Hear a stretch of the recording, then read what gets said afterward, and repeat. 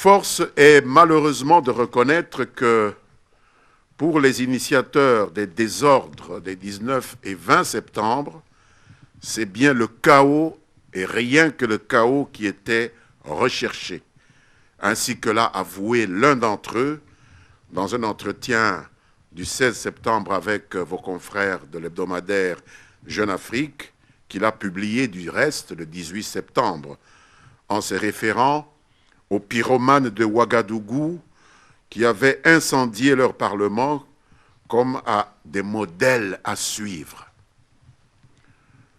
Mesdames, Messieurs de la presse, le bilan de ces violences est très lourd. La police vous les a données.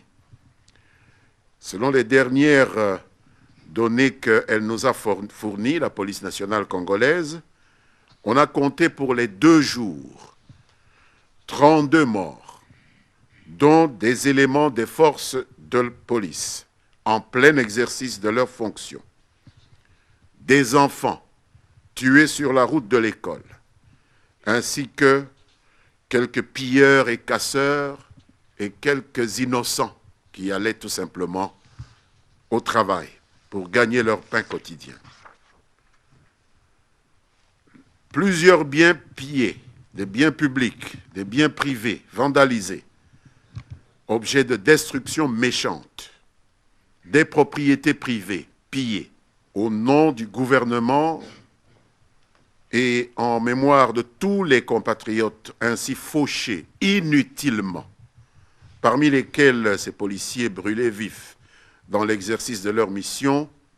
Je voudrais me permettre de vous convier, avant le début de ma communication, à vous lever pour un instant de recueillement.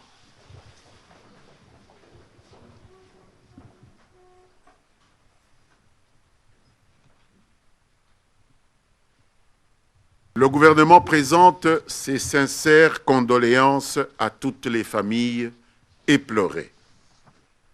Alors que cette marche était, selon ses organisateurs, prévue pour débuter à 12 heures, on s'est rendu compte que dès les petites heures de la matinée, parfois la veille dans certains quartiers de la ville, elle s'était muée en un mouvement insurrectionnel, manifestement prémédité de longue date.